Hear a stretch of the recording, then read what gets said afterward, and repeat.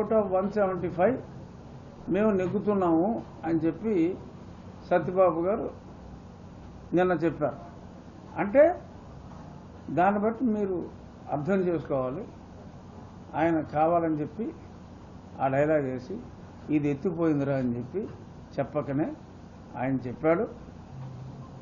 సరే, విశాఖపట్నంలో మనం చూస్తున్నాం కదా, విశాఖపట్నంలో ఆయన ఏంటి ప్రమాణ స్వీకారం చేస్తానంటున్నారు, అది ఇది అని. చూద్దాం. నాకు తెలిసి నేను నిన్నే చెప్పా, విశాఖపట్నంలో అంటూ వాళ్ళు సరదాగా అసలు ఆ రోజుకి అసలు 4వ తారీఖు తర్వాత జగన్మోహన్ రెడ్డి ఎక్కడుంటాడో ఎవరికి తెలియదు. ఒకవేళ 1వ తారీఖు వస్తే చాలామంది అనుకునేది ఆయన లండన్లో జిమ్ చేస్తూ ఉంటే కాలు బెనుగుతుందని, సో వేరే హాస్పిటల్కి వెళ్ళి కొంచెం టైం తీసుకుని 5వ తారీఖు తర్వాత 4 రిజల్ట్లు తేడాగా వస్తాయి. ఆ తర్వాత మరి ఎక్స్టెండ్ చేసుకుంటారా, ఏం చేస్తారో తెలీదు. ఒకవేళ వస్తే 5వ తారీఖుకి మళ్ళీ ఆయన బెంగళూరు వెళ్తారా, మళ్ళీ సిబిఐ కోర్టులో పర్మిషన్ తీసుకుని ఫారెన్ వెళ్తాడా. 9వ తారీఖు అయితే ఆయన అయితే ఉండడు.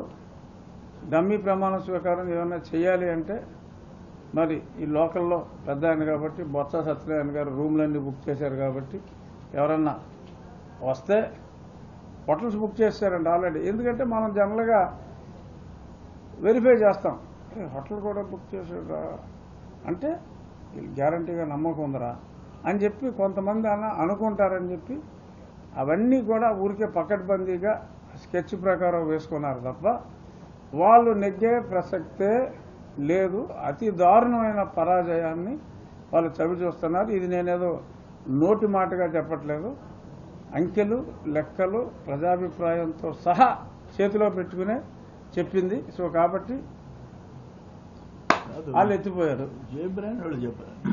ఆ జే బ్రాండ్ తాగినోడు ఒక్కడు ఓటేసేవాడు, మందు తాగినవాడు ఎవడో వేయడు, వాళ్ళ ఇలాకా వేయడు. ఇప్పుడు ఆరోగ్యశ్రీ చూశారు కదా, ఆరోగ్యశ్రీకి 300 కోట్లు బిల్స్ ఉంటే ఆ డాక్టర్లు ఇప్పటికే ఎప్పుడు బిల్సో రావాలి.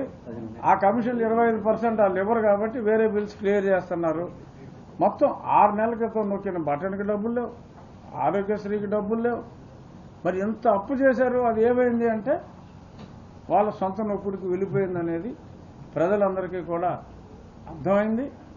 ఇంకప్పుడు మొహాటాలు లేవు, ఏమీ లేవు. అందిన కాడికి ఈ 20 రోజుల్లో ఈ 15 రోజుల్లో వేసుకుంటాం పోవటం అనేది పెట్టుకున్నారు. చీఫ్ సెక్రటరీ గారిని ఇప్పటికైనా మార్చాలి అనేది మా డిమాండ్. ఎందుకంటే కౌంటింగ్ రోజు కూడా చాలా అక్రమాలకి వాళ్ళు రెడీ అయ్యారు కాబట్టి చూడబోతే మరి చాలా చోట్ల చీఫ్ సెక్రటరీ గారి కంట్రోలే ఈసీ మీద ఉందా అన్నట్టుగా మరి చాలామంది ప్రజలు కూడా మాట్లాడుకుంటున్నారు. ఆ అప్రతిష్ట ఈసీకి కూడా మంచిది కాదు. కాబట్టి ఈ 10 రోజులైనా ఆ చీఫ్ సెక్రటరీ గారిని ఆ పదవి నుంచి తీసి పక్కన పెడితే సజావుగా కౌంటింగ్ జరిగే అవకాశాలు ఉన్నాయి. లేదంటే ఎంతమంది పోలీసులను పెట్టి ఎంత చేసినా సరే ప్రభుత్వం చీఫ్ సెక్రటరీ అలా చేయటం మంచిది కాదు. మాకు దర్శనానికి టైం అవుతుంది. సోమిరెడ్డి గారు చాలా అడాడుగా ఉన్నారు, ఆయన ముందు మాట్లాడేశారు కాబట్టి మేము కూడా బయలుదేరుతాం. అది కాన్ఫిడెన్స్ కాదమ్మా. Subbareddy is the most intelligent guy. సుబ్బారెడ్డికి ఎత్తిపోయిందని తెలుసు, చాలా మందికి చెప్పాడు కూడా. కానీ జగన్మోహన్ రెడ్డి ఈ స్కెచ్ మీరు అందరూ చెప్పాలరా అని చెప్పాడు కాబట్టి పాపం అతని చేతిలో పావుగా చెప్తున్నాడు తప్ప మీరు ఎక్కడైనా కలిసినప్పుడు ఏంటి సార్ అన్నారంటే లైట్ తీసుకోమని మీకే చెప్తాను. అంతా ఉంటుంది గ్యాస్. 2 పార్టీల అధినేతలు కూడా ఇంత హింస జరిగిన అలాంటిది విదేశీ విహారాలకి ప్యారెంట్ పెట్టి ఎలా వెళ్తారని జేడీ లక్ష్మీనారాయణ ఎవరైనా అదే మాట అంటారు. లక్ష్మీనారాయణ గారికి ఆయన అంతరంగం పూర్తిగా తెలుసు. ఎవరైనా కూడా అదే మాట అంటారు. రోమ్ నగరం తగలబడతా ఉంటే పిడియలు వాయించాడంట నీరో చక్రవర్తి. ఆ నీరో చక్రవర్తికి బాబులు అంటాడు జగన్మోహన్ రెడ్డి. కావాలని అతను బయటికి వెళ్ళినప్పుడే ఇలాంటి విధ్వంసాలన్నీ ప్లాన్ చేస్తాడు. గతంలో బయటికి వెళ్ళాడు, స్కెచ్ చేసుకున్నాడు, చంద్రబాబు నాయుడు గారిని అక్రమంగా అరెస్ట్ చేశాడు. బయటికి వెళ్ళాడంటే ఇప్పుడు మీకు హత్య చేసేవాడు ఒక ఎలిపి కోసం ఏదో హాస్పిటల్లో జాయిన్ అవుతాడు, వాళ్ళు సినిమాల్లో చూసాం కదా. అదే మోడల్ ఈ జగన్మోహన్ రెడ్డిది కూడా. ఏదో ప్లాన్ చేశాడు, వీళ్ళందరినీ ఈ హింసకి అన్నిటికీ స్కెచ్ చేసుకుని వెళ్ళాడు. సాక్షాత్ పినిల్లి ఈవీఎం దోషం చేస్తూ వీడియో కానీ మొత్తం ఎటువంటి చర్య తీసుకోవాలంటారు సార్? 2 సంవత్సరాల కారాగార శిక్ష అయితే ఉంది చట్టంలో. ఆ 2 సంవత్సరాల కారాగార శిక్ష విధిస్తూ అతన్ని డిస్క్వాలిఫై చేయాలి. 2 సంవత్సరాలు అయిపోతే ఎలాగో డిస్క్వాలిఫై అవుతాడు. అతను ఇంకా సుమంగళ సినిమాలో నాగేశ్వరరావు ఎలాగా పనికిరాడు, ఏదైనా ఎన్నికలకైతే పనికిరాడు. అలాగా